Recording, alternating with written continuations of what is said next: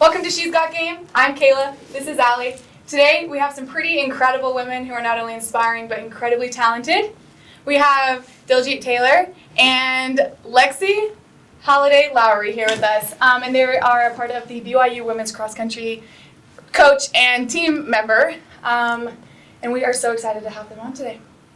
So first, thank you guys for coming. Seriously, I know you guys are so busy with everything you have going on, and you've had a very, very busy last couple of months and exciting last couple of months. And I mean, just within last week for you, huge week. And we'll get to those accomplishments here in just a second, discuss that. But first, we just want to get to know you guys more off of the track and more just like individually as people. Yeah, we were talking before this. We were like, so we know they're really involved in track and cross country, but we were just wondering, what is something that inspires you off of the track outside of sports?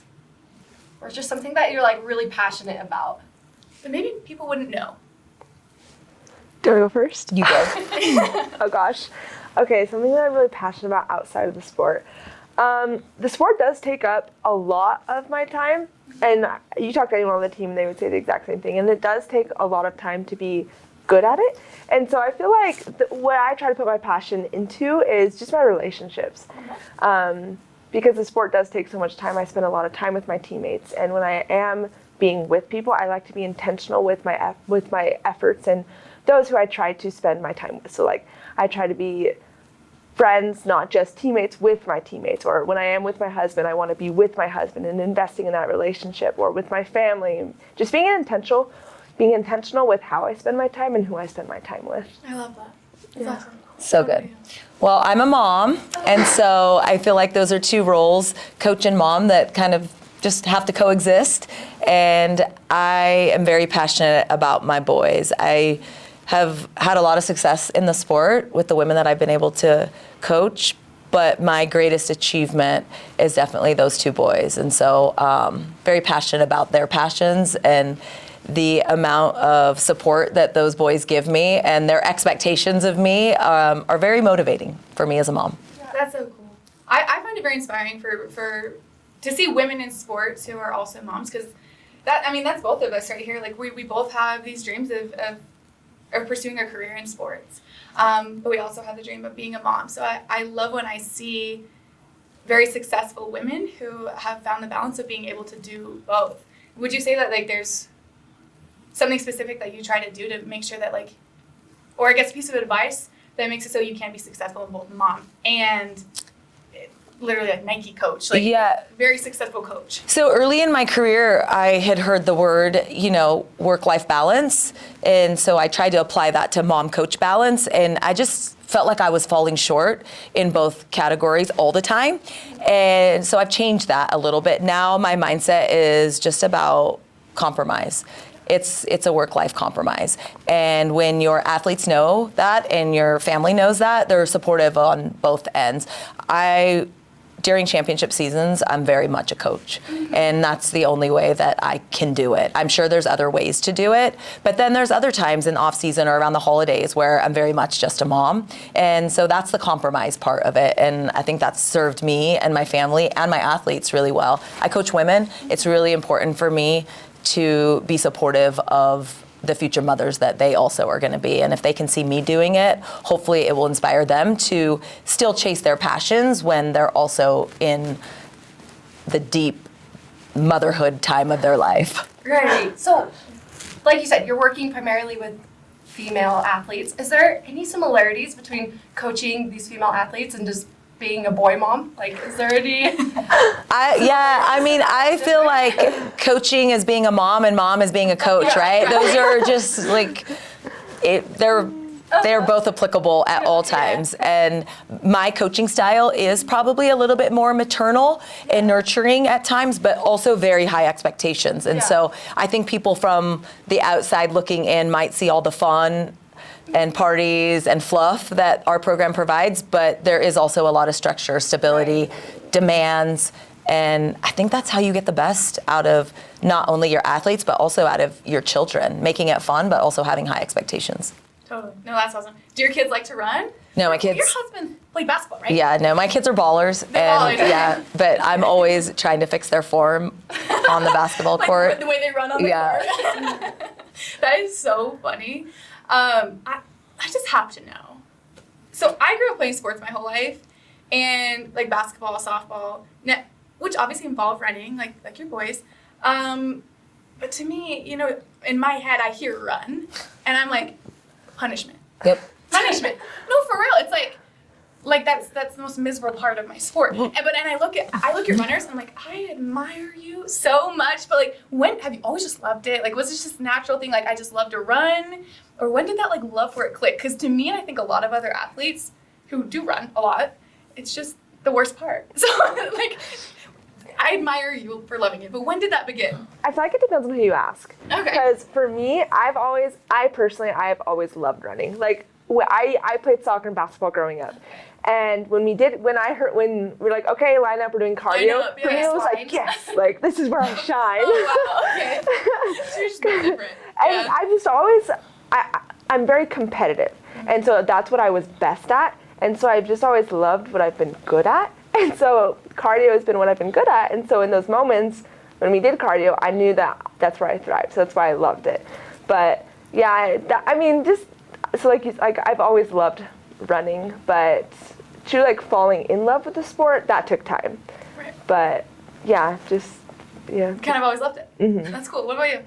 First of all, I want other sports to not use our sport as a punishment because running and fitness It is though. Well, I know, but running and fitness is a staple to any other sport that you play. Yeah. And maybe not golf, right? Or swimming or some of those, but you have to be fit to be able to last for an entire game in soccer or basketball. But for me, it was in 5th grade. I just remember trying to figure out my identity as a 10-year-old girl and where I fit in, and then going to recess and having these races and beating everyone, all the boys. And all of a sudden, I got my confidence from that. And we like things that we're good at. And so, that was kind of when I fell in love with it, was in 5th grade. Totally. And I totally hear you. Like, that's why I say I admire people who love running, because it is such a crucial part of the sport that I play. But I have not been able to find that love for it. But I think it's because it has always been associated with the punishment in my sport. Oh, you didn't play good? Oh, this wasn't good practice, hit the baseline. You know? And so I would love to find a way to like learn to love it. Because it is just part of, I think, living a healthy life and staying active. So I love that. We should try and like, I don't know, do like a long distance race or something. Just kidding, that'd be bad. We'd be so far in the dust. No. I think when I look at your guys' presence and look at who you are as a coach, and just from what I've seen from an outside perspective, one thing that I've noticed, or that you hear, like I think the phrase, I believe in you, has from what I've seen and from what I know about you, been a huge part of the way you coach and just who you are as a person. And I would love to know why specifically you choose that phrase, I believe in you. It was in my first couple years of coaching. I went to a leadership convention, and the keynote speaker that night was talking about these power phrases. And the 4 most powerful words you can say to someone are, I believe in you. And I came back from that with, I'm going to apply that. Yeah. And it completely changed my athletes. Simply telling them, obviously as a coach, you believe in your athletes, but making it really intentional and sharing that message with them, the power that it unleashed in them and the success we started having, it has now just became kind of a foundation of who I am, not even just my coaching, but of who I am. And those are really powerful words to say to people. When you feel that belief, you're willing to go through a lot of hard things to make things a reality. And I feel like our success has been built on faith and me believing in the athletes. And what has happened is they have turned around and then believed in me. And so both of our confidences have grown from that simple phrase. Lexy, what does that mean to you as well? Coming into the program, she did say it a lot. And it's cool to hear her. I've heard this before where she got it, where she first started implementing it. And I feel like from last year, getting ready for cross country, that was one of our big mottos. She got us a necklace that said, I believe. Well, I believe, or I believe in yeah. believe. And that was just like the motto, believe. And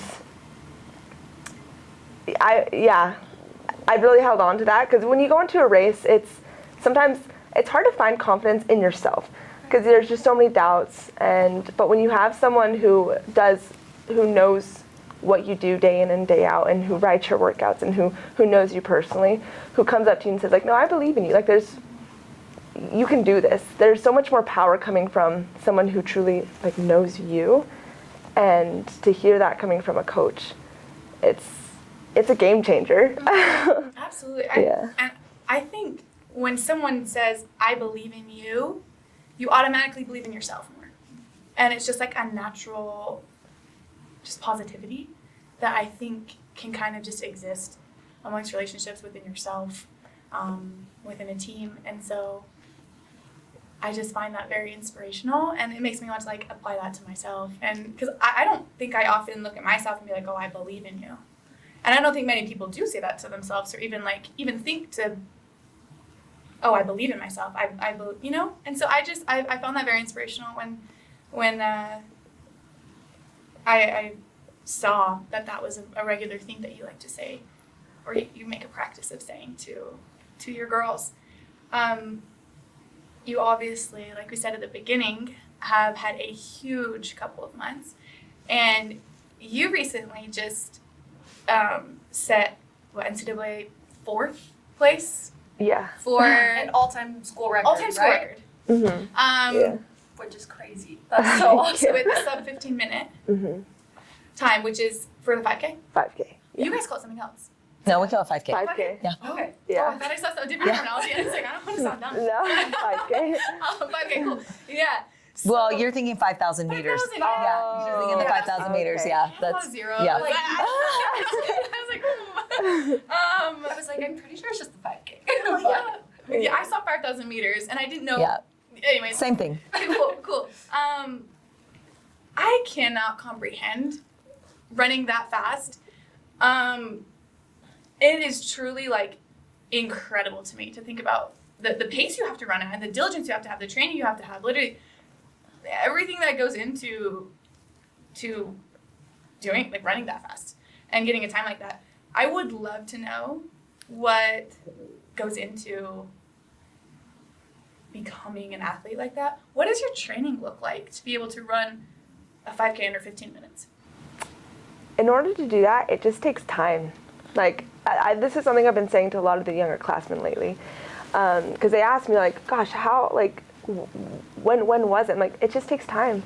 And because if you would have told me as a freshman coming into BYU that eventually I would run sub 15 minutes in the 5K, I would have laughed, because it was so out of reach at the time.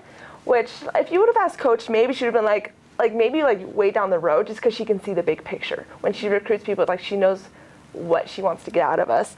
But like, for me personally, like you said, the training, it's really very similar, maybe a little more volume over the years, and just running like the same workouts but faster. And so it's just time in the program, and time having someone believe in you for just year after year, and just to keep showing up, and yeah, putting the time into the sport. Like I said, it takes a lot of time, but we love it, and yeah, just continuing to run fast and love the sport. Run fast and love the sport. I love it. Yeah. What have you seen in her that, as she's tried to accomplish this, and as she's been working for this race where you broke the record, leading up to it, like, what did you see in her that made you feel confident she could do it? Well, I would love one day, and I'm sure I'll get the opportunity to share it at some point, like the whole Lexy Halladay story, from just sitting in her living room when she was still in high school, recruiting her, to where she's gotten to now. And I think everyone sees this 14:57, like, overnight success, Lexy Halladay, Right. big breakthrough. And I just don't see it like that. And I was excited and I was thrilled, and that is only 3 women in the history of the NCAA have ever done it. That it's absolute astounding. but there's so much more there. And so for me as a coach, yes, we did a workout where I put her with some of the pros, and it was like, all right, this is gonna go well. And then there was another workout that my pros had done the week before, and then Lexy did it a little bit later, and it was another check the box. And so this was kind of just, I expected it to be anywhere from 1455 to like 1504. And that's a big range, just depending on how mentally tough she's gonna be. And that's where the biggest gains that I've seen Lexy make over the last couple years have really been in her mind.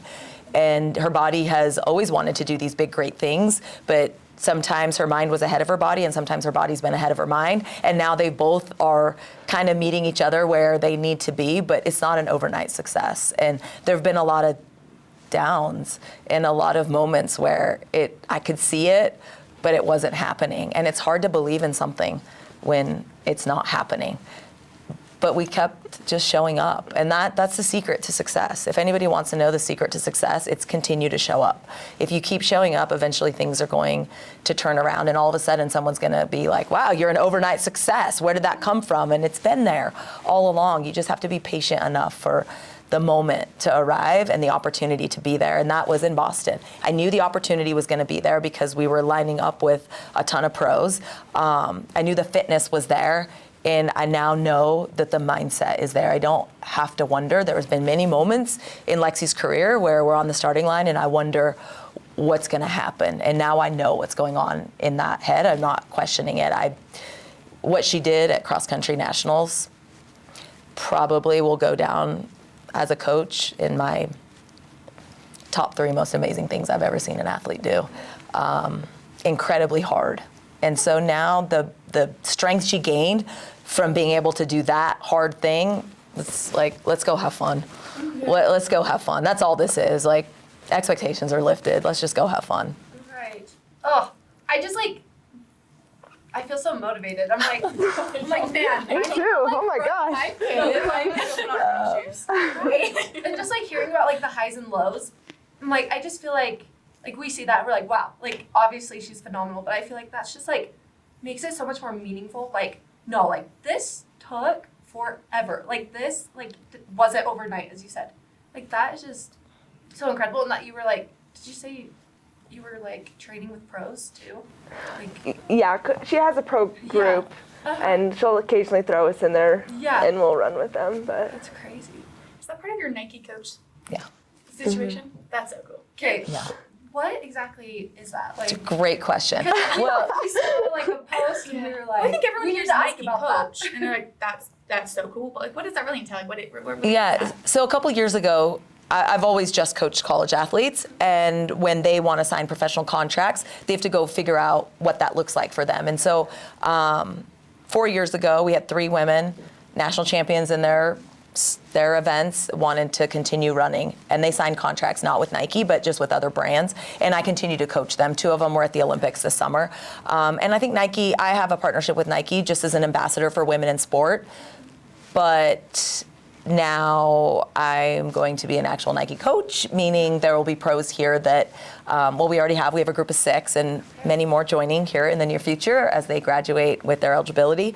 But just giving an opportunity for women to represent the brand, and I'll still coach my other 3 athletes that are with other brands until their contracts expire. But just, a new group to kind of show women you can continue to chase that bigger dream once your eligibility expires, and you can do it right here with the same coach that you've been doing it with. This morning, right? Yeah, it was officially announced this morning, but we kind of started soft launch in October. Okay, gotcha. So, yeah. Congratulations. Thank you. That's huge.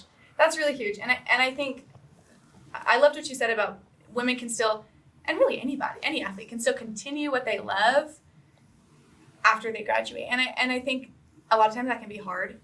Because there's not enough resources, but now like literally there's resources for even like you. I'm sure, obviously, I guarantee you're gonna continue with what you're doing right now. We hope so. Yeah, we hope But so. it's just cool that you can continue with the same coach who just said that seeing you achieve was one of the 3 coolest things she's ever seen.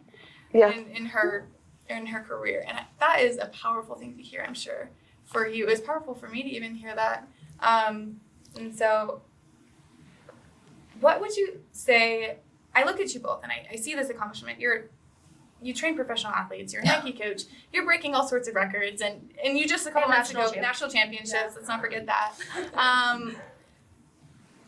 I think a lot of athletes fail or stop progressing when they reach breaking points or when they hit walls. You have had success for so long consistently. You were a runner at Cal State. You became a coach. You're now a Nike coach. Just like have had consistency as a coach, runner, athlete, same as you, as an athlete for so long. So what does it take? How do you coach athletes, and how do you as an athlete stay consistent in the success and in the greatness that you guys have for so long? Kind of like what Coach said, I really wasn't super, at least like consistent, I would say, in my performances. But what has helped me have success is just the consistency in the training and the consistency in my love for the sport. As long as like the love is there and your heart is there, it won't always, and even I don't want to say it'll pan out, because sometimes like it just doesn't. Right. But whatever, as long as the love and the passion is there, whatever's meant to happen will happen. And that's just, I've been lucky where like even when I have gotten into like a stalemate or like my performances haven't been there, the consistency and just showing up every day, I've broken through those. But I would just say, yeah, it's just the consistency. That's kind of the motto I'm kind of getting, is just showing up every day and just excited to do what you do. That's been a big thing for me. I think it takes a different level of mental toughness, though. For you see good athletes and you see great athletes, and I think the difference there is mental toughness, because there can be an athlete who is an absolute freak physically, just like super physically capable, but they don't reach the same heights as other athletes, and to me, I feel like that comes down to mental toughness. So how do you coach that? How do you coach mental toughness and like really getting an athlete to the next level of doing what she's doing? Yeah, they have to have dreams and passion, right? If you have dreams but not the passion to fuel that dream, it becomes increasingly difficult for someone else to motivate you. The other thing that I think is very important is, and I've done this with my coaching, I'm obsessed with my craft. I'm obsessed. And people look at that as almost a negative thing, but obsession, when fueled with passion and dreams, is the game changer. If you want to talk about what's the game changer, it's be obsessed with your craft. You love it so much that you're obsessed with it. If you don't love it to the point of obsession. Now, obsession and crazy, there's a fine line, and we all dance around it all the time. But if you love something so much that you've become obsessed with, I'm obsessed with coaching. I am obsessed with my athletes. I'm obsessed with my craft. In the most positive way. Is it unhealthy at times? Probably. If you ask my husband, he'll say it is. But I'm obsessed with it. And that obsession is what keeps me showing up every day. That is what makes me mentally tough when things don't go well. A year ago, we walked away from the NCAA championship completely heartbroken. It would have been easy for me and everyone else to just fold. But instead, we doubled down and we bet on ourselves. And it panned out 365 days later as we were standing on top of the podium. It worked. So embrace failure. Understand it's part of the process. Our whole motto this year was embrace the imperfect. So when things weren't going the way they were supposed to, we just embraced it rather than being scared of it. And if you do that and you're totally obsessed with your craft, good things are going to happen. Oh, I'm like speechless. Wow. You both speak like very beautifully. Like the way you're motivating, just like your presence. Like you can tell, I can feel your obsession, but in just like a motivating way. And so I think just being around people who desire to be that good and desire to be that successful and like compete just in life at such a high level are the kind of people I want to surround myself with. And so it's obvious to me that you guys surround yourself with a bunch of people who are like-minded like that. And I think having a coach who instills that type of mentality is I'm sure, crucial for your team, and a big reason why you've had that success. Looking back on this last year, though, like you said, you went from completely heartbroken to now you're standing on this podium. What were the emotions going through your head as one of the members of the team who went from that heartbreak to that #1 championship? Yeah, Success. I feel like the biggest lesson I learned is how you choose to handle failure. And yeah, last year we went in with, we should have podiumed. Like, we had the talent, and even like from what we did this year, looking back at last year, we had the talent. We should have podiumed, but we got 14th. We ended up, we all, during the course, during the race, everyone folded. We all failed miserably. And walking away from that race, we were all destroyed, and mentally. And going into the indoor season, we all had to decide how we were going to respond from that failure. And it was nice having each other. We all failed together, which was really, really hard, but we had each other also to build each other back. Because when we would start having these negative self-talk about like the race or like what the cross-country season was, we had each other to pull ourselves out of it. Because it's like, no, you would never say that to me, so why would you say that about yourself? And so we were able to fail together and then rebuild together and then conquer together. And even when we, like during the season, this past cross season, there was a lot of imperfection. Like Coach said, that was the entire motto of the season. And even before things really hit the fan of it being like, oh gosh, I don't know if we can do this, that was the motto, which was kind of ironic, but it was very fitting for how it unfolded. But we were able to really, we were able to double down in our efforts in our obsession with the sport and our love for the sport and our love for each other in order to chase this dream that maybe shouldn't have been a dream with how the season was going, but we just believed in each other so much, and we believed in Coach, and we knew that she believed in us, and it was just a perfect storm to make something so magical happen. And it really was just relying on each other and relying on a coach who knew we could do it individually and as a team. With that, got us the win that day. And yeah, it was a magical day. It was hard to get there, but that's what made the magic. That's so beautiful. What was it like for you watching them in that moment? I mean, both fail and then succeed. Yeah, I also had an opportunity to just kind of fake coaching through indoor, knowing that you can have everything lined up and maybe it just won't happen, or I could have just completely bet on them. And I did. When I came out of the elevator at the NCAA championship, I actually had Trey Stewart on men's basketball design an outfit for me. And all of my women's faces were on my outfit. And that was me just saying, hey, I believe in you guys. Like, look at this. And their faces too. And I walked out. And then our DMR wins the national championship that Friday night. And we have an epic indoor championship, which then translated to having a great outdoor and great summer and great fall. And so I'm really glad that I was able to kind of just have the courage to continue to believe even when things weren't happening the way I thought that they should. The other part of it is this season was really hard in that we had injuries and things that happened that maybe we shouldn't have believed that it could happen. But I had a really strong feeling from God that it was going to be okay. And I spent a lot of time praying the last couple weeks of the season, and I felt this comfort, like it's going to be okay. Not, you're going to win, it's okay. No, it was just like, it's going to be okay. And that gave me a lot of comfort and peace.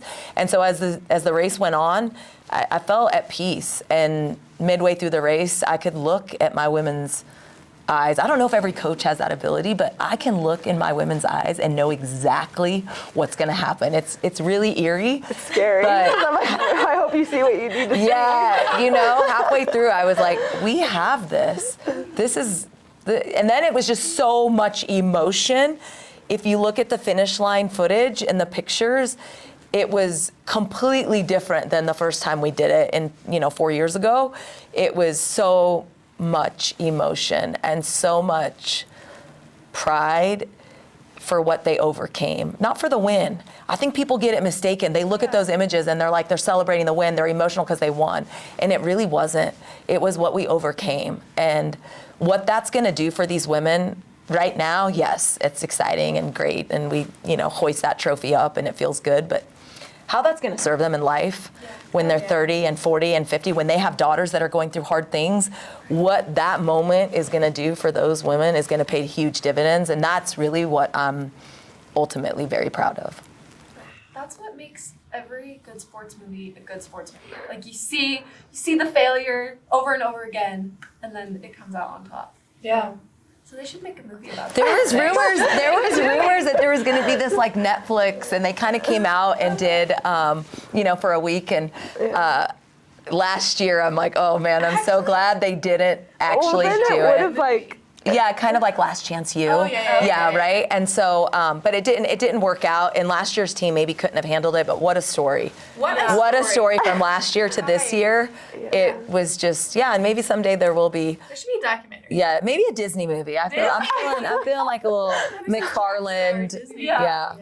That's cool. One thing that I always think about, or try to remember in my life, that I feel like I was reminded of when you were speaking, both of you actually, and talking about last year's failure and how just hurt.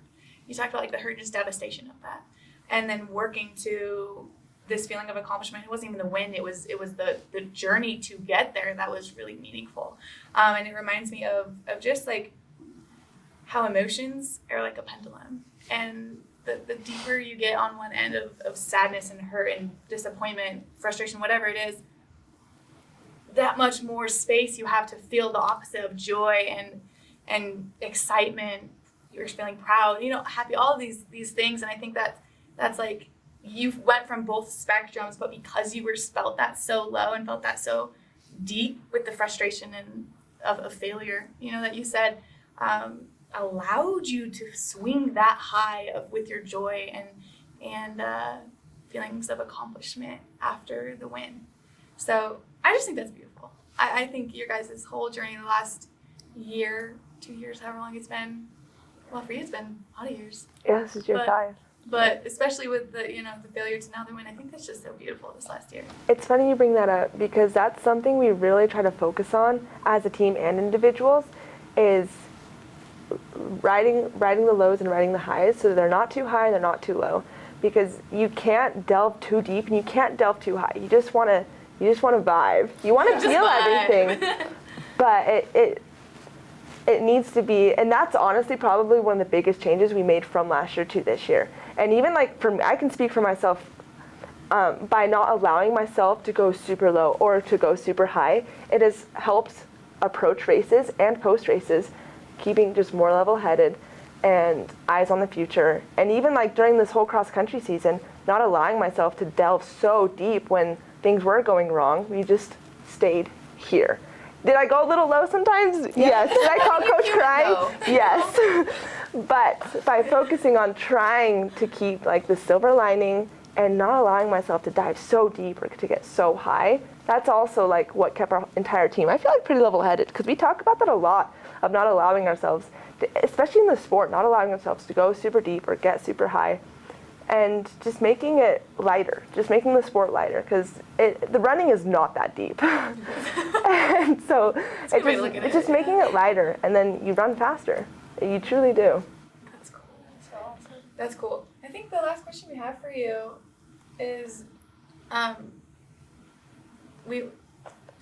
think we just want this to be this podcast. The whole reason why we have women and athletes come on this podcast is to obviously talk sports, but we want to talk about what these sports do to teach us in life. And you talked a little bit about that. Like, these women are going to look back when they're 30, 40 and use these life lessons that they've had from sports in their life. And so what is one piece of advice that you would give somebody who is looking to up their game in life? A good reminder, well, one is just being obsessed. You have to be obsessed. To up your game in anything that you do, be passionate and obsessed with it. But also understand, and I think we all make this mistake, so it's a good reminder, that your self-worth doesn't come from what you do. It comes from who you are. And it's important to remember to be really purposeful and intentional about knowing who you are and whose you are. And that keeps you grounded. And that was one of the lines before I wrote, I believe in you, in their national cards. The last line before that was, remember who you are and whose you are. Well, and powerful. your self-worth just stays the same, no matter what we accomplish or what we fail at. Remember who you are and whose you are. Yeah. Wow, I love that. Thank you. Oh yeah, she's got goals. Yeah. Always. I got validating. that. I'm part of this athlete think tank in Paris at the Olympics. There were some master classes that Serena Williams and Stacey Abrams, that we got to listen to as being part of that Nike think tank. And one of the messages was, remember who you are and whose you are. And it just spoke to my soul, especially coming off of last year, where even me as a coach, I was questioning my identity and my worth as a coach based on that performance. And so it was a good reminder for me. I was like, okay, I'm going to implement that this year. And it's an important reminder. Women's sports are a movement right now. Like, we're not having a moment, it's a movement. The investment, the exposure, the visibility, it's at an all-time high. But with that all-time high, we need to remember who we are and whose we are. And it's really crucial. That hit me so hard. No, really, it did. Right on my whiteboard. I really needed to hear that. So thank you. You're welcome. Yeah. What about you? What's something you would say to someone who's looking to up their game? I would just say be intentional with where you're spending your time, because, like Coach said, you need to be obsessed. And with that being said, you need to be careful with who, how, and when you're spending your time, because there's only so much time in the day, and you are similar to the 5 people you surround yourself with. And so you need to be careful with who you're spending your time with. And like, you should want to be someone's 5. Like, you should want to be someone who other people want to be around you, because they want to be like you, because you give good light, good vibes in every aspect of life. And same with like your time investment. Are you spending tons of time on Instagram? Are you doing all the things you need to do for your sport? Are you just being intentional with your time and effort and mental energy? Because with where your head is, that's wherever your focus is, that's where you're going. That's where you're headed. And so just being super intentional with how you're spending your time. I feel like that's very key. Both of you beautifully said. I've never thought about it of like, I've definitely heard like you are who the 5 closest. You're going to be a mix of them. But I've never heard like make you want to be one of those, like somebody's 5. I've never thought about that before. I've heard that before, and I think that's so cool. Of like, what an honor to be someone's 5. You know, Yeah. to be someone's 5, and like I think that motivates me to be a better person. Just the thought of like, I know I am a few different people's part of their 5, and it makes me want to be better. And yeah, that's really cool. So thank you both of you for all of the wisdom and motivation you guys have brought today, and just the presence you guys have on campus, and not even just on campus here, but I mean, you guys reach all athletes. You guys reach far and wide in your guys' presence as just women and women in sports, athletes, and so we are honored that we got to speak with you and learn from you. And good luck. Good luck. Thank with everything you. Moving forward with your new journey that you have here, and with you as you continue to compete. And thank you again for coming to share. Thank you for having us. Yeah, This was a blast. Thank you. Of course.